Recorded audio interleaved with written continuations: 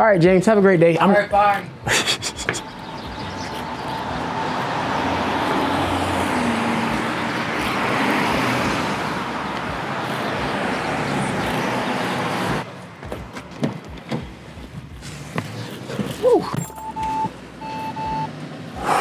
Woo!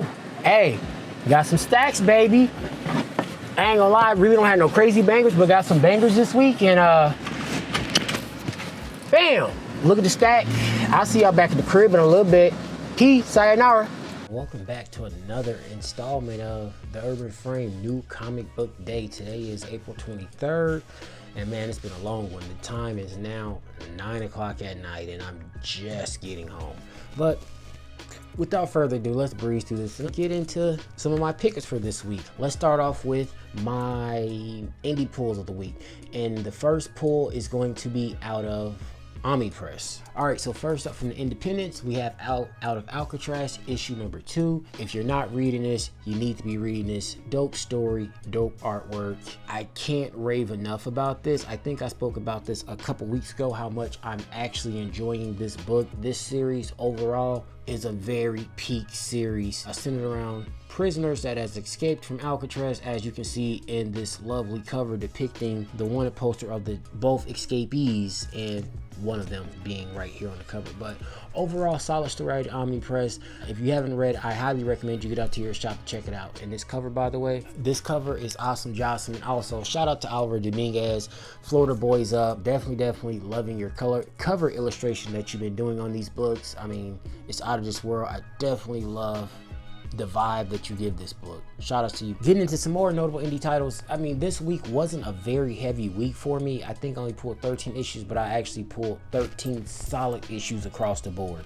First up at Image Comic, we have Bug Wars issue number 3. Jason Aaron doesn't miss. Issue number 2 was peak. I'm expecting the same energy from this, so what can I say? Bug Wars issue number 3, Image Comics. Everybody's been talking about this and everybody's been reading this. So if you ain't reading this, go ahead and just jump on your pull list with it and just say that Martell put you on if you haven't been reading it. I'm not even going to front. This next book, I don't know why I actually grabbed it. I just grabbed it because, to be honest with you, I don't think I've ever read any of these stories. I've seen the movies, but I don't think I've read the story, so don't kill me.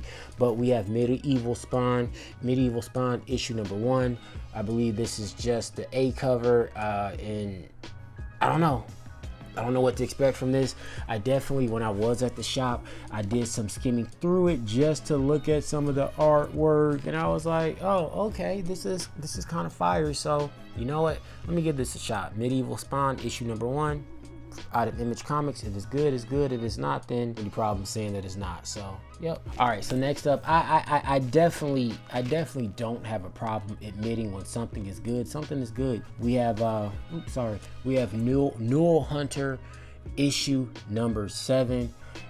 Most people aren't a fan of this book, but to me, again, like I said in previous pulls, it's just a peak story all the way around. I continuously read it. It's a space odyssey. Cyberpunk meets Hercules meets Odysseus, the Odyssey.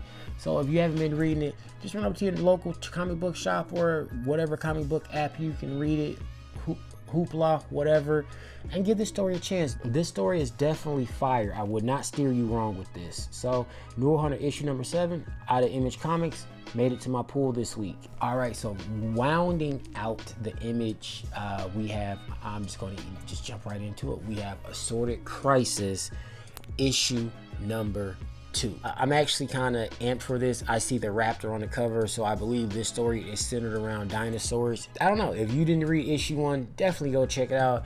I have high hopes for this story.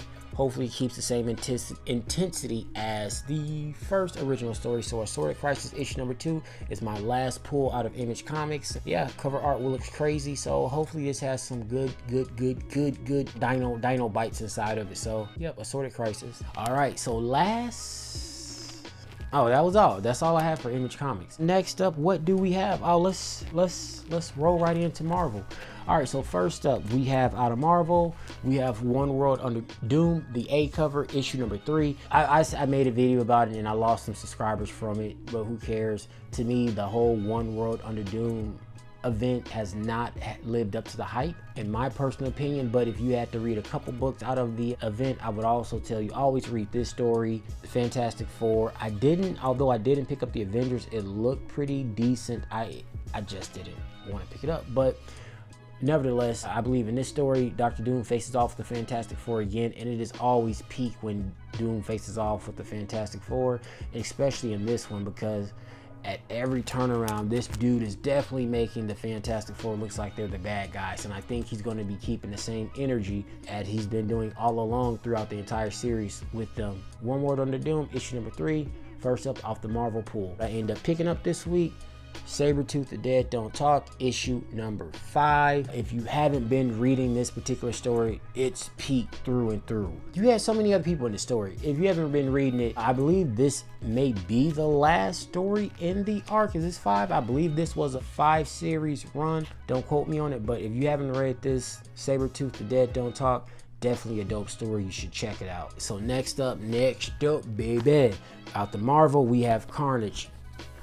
What is this? Yep, we have Carnage, Eddie Brock, issue number 3. Issue number 2 wasn't as good as issue number 1. I won't hold you and say that it was. I think that issue 2 may pick, I believe that issue 3 may pick up where issue 2 fell short. So I have high hopes for this. If you're not pulling this, guys, go ahead and check it out. And I just believe this is the A cover because my shop didn't have too many different variant covers to choose from, so I went ahead and just went with the A cover with this. But another pull off the Marvel pull list, Eddie Brock, issue number 3. All right, heading over to the DC side of things, starting it out, we have Absolute Wonder Woman, issue number 7. And what can I say? The artwork in this particular book on this art, I'm telling you, when Sherman comes back on this story, I'm actually going to be sad because the artwork from this particular artist has made this story that much tolerable for me to read. I'm not going to say this is trash, but for a long while, this was at the bottom of my DC pull list and at the bottom of the Absolute universe, as far as my opinion. But with the artwork, the temporary artist on this book has made a world of a difference. So hopefully it's keep on going. And honestly, with the last issue with the lasso with Prometheus, you know, giving her his blood and all that other good stuff, it was cool. I wonder what's going to happen with her and Hades this issue. So whatever. Absolute Wonder Woman issue number 7 off the DC pull list. We have Batman 159, Hush 2. I don't even honestly know what variant cover this is, but man, to me, one of the dopest variant covers. I think I ordered a couple other ones. Let's see if I get them. I ordered some at the comic book shop in Indiana. If they land, they land. If they don't, they don't. But definitely, this was one of my favorite covers out of this. A lot of people have been saying that this has not lived up to the initial Hush series from back in the day. And to be honest with you, I can agree nor can I disagree. I'm kind of neutral because, again, you know, my channel is really a comic book discovery channel about me coming into my comic age again from being a little kid. And I think I fell off from the comics probably roughly around 1997. So I have a whole world of comics that I missed out on. And yeah, but anyways, before I straggle too far, a lot of people have not been liking this book or series, this new arc. They say that Jim Lee doesn't have it. To me, honestly, I don't see anything wrong with it, being that I had fresh eyes reading the last issue of Hush a couple weeks ago. It was dope. Maybe this is just going to be a slow burn, but I'm not going to rule it out. I'm going to continuously pull it on my pull list until the entire run is over. But Jim Lee and Jeff Loeb, shout out to you guys.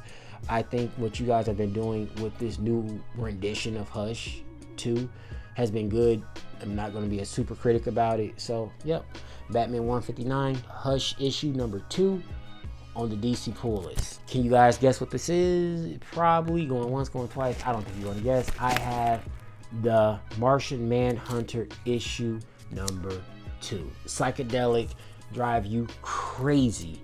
At first, when I first initially seen the previews of this book, and I'm just referring to issue 1, I wasn't too crazy about the artwork initially. But when I actually read the book, I loved it. I loved the colors. I loved how everything was all over the place. I hope this book keeps the same intensity, and let's just see what the Martian really has in store going on for this particular story, because I believe the last issue was the setup for this, and now this issue is going to give us the full insight of what's going on. Guys, look at the details in this cover. You got the city bus, you got the Martian hands reaching. I mean, look at all the details. This is one of the better covers that I've seen, although at the shop they had another cover. I just wasn't paying 19 bucks for it, but needless to say, this is a very dope cover. My pick of the week for this week, it's out of Marvel, and yeah, I'm very ecstatic and hyped to read this book, and so should you.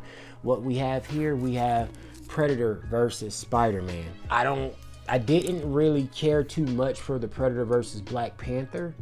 Not saying that it wasn't a bad story. I just feel like this right here probably will be a better story. So with that being said, I'm definitely hyped to read this book, and after we finish recording this video, I definitely will set some time to the side to open this story, to just get it out my system, to go ahead and read it. So this is the last single issue of my last pull from the Marvel Predator versus Spider-Man, issue number 1, variant cover, the face-off cover. All right, so last.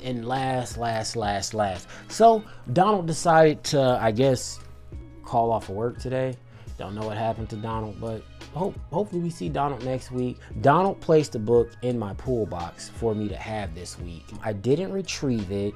I wanted to talk to Donald a little bit more about this book. Donald spoke about that book on a previous video, but you know what? Respects to Donald, because I really love our camaraderie. I did not purchase the book this week, but next week I will pull it and bring it home to share with you guys. But on another hand, I did pull another trade, because you know what? You guys have been raving about this book. So I said, you know what? I wasn't going to buy the single issues. I don't buy a single issue if I can't get on the floor issue and I have to go back and curate 1 through 7. But this particular trade, you guys have been talking about it. So since it dropped today, I said, skip it, flip it.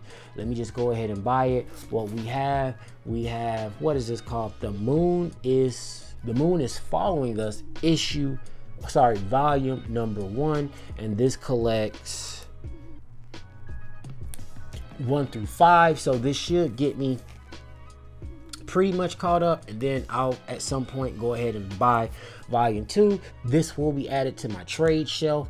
I'm not gonna lie, I've been picking up a lot of trades. I have not been reading them as effectively as I should, but I did go ahead and finish that Wanted trade. It was pretty interesting, and you guys should expect a video for that coming soon. Maybe I'll get that filmed and knocked out this week. But this week we have The Moon is Following Us volume 1, collecting 1 through 5. You guys talked about it for so long on all the YouTube channels, so I said skip it, let me go check it out, and let's just hopefully this good. Daniel Warren Johnson never misses, and then you have Mike Spicer on the artwork. So I'll check this out and let you guys know what I think. But guys, without further ado, I appreciate anyone that has been subscribing and commenting and interacting with the videos and just giving the videos a like up button. So at that time, it is that time of the video where I tell you, hit that like button, and if you're not subscribed, hit that subscribe button, and if you don't have it hit on notifications when I post, go ahead and turn the notification buzz on.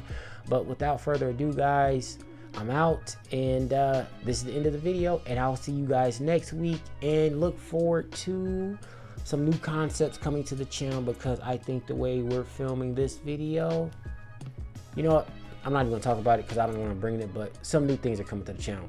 But guys, without further ado, you guys have a great day, a great week, read some dope stuff. You guys be good, be blessed. I'll talk to you guys next week. Peace.